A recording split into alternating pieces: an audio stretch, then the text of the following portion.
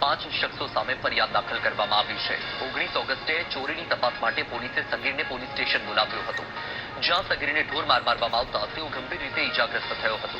સગીરને વધુ ઈજા પહોંચી, જેનાથી તેને સારવાર માટે અમદાવાદની હોસ્પિટલમાં લઈ જવાયો હતો। આ કેસમાં સગીર અને તેના પરિવારજનોએ કૌશિક જાની, અજય રાઠોડ, યોગેશ સોલંકી, કુલદીપસિંહ વાઘેલા અને વધુ એક વ્યક્તિ સામે ફરિયાદ નોંધાવી છે।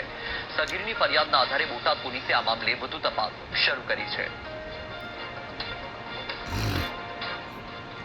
આજે સગીર છે તેને બોટાદ આરટીઓ પાસે મિલિટરી રોડ ખાતે લઈ જવામાં આવેલો હતો અને ત્યાં તેણે ચોરી કરી છે તેમ કહી અને પોલીસને બોલાવવામાં આવેલી હતી, જેમાં પોલીસ કર્મચારીએ જગ્યા ઉપર જઈ અને ત્યારબાદ આ સગીરને પોલીસ સ્ટેશન ખાતે લઈ આવેલા હતા અને ફરિયાદની હકીકત મુજબ ત્યારબાદ તેને ડી સ્ટાફની ઓફિસમાં લઈ જઈ અને માર મારવામાં આવ્યો હોય તેવી હકીકત ફરિયાદમાં જણાવવામાં આવેલ છે।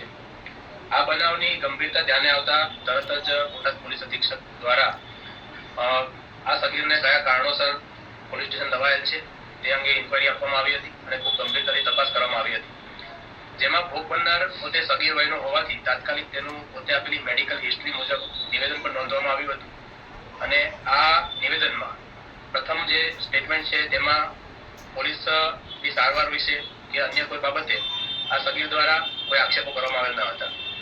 ત્યારબાદ આ સગીર દ્વારા પોલીસ વિરુદ્ધ આક્ષેપો કરવામાં આવતા હોય આ બનાવમાં સંપૂર્ણપણે સત્યતાની તપાસ થાય તે હેતુસર બોટાદ પોલીસ દ્વારા ફરિયાદ દાખલ કરવામાં આવી છે।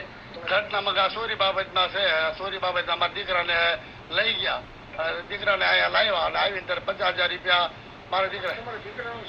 મારા દીકરાનું નામ છે આર્યનભાઈ અલ્તાફભાઈ બોલતાયની। આ દીકરાનો દીકરો છે, એની ઉંમર છે 17.5 વર્ષ।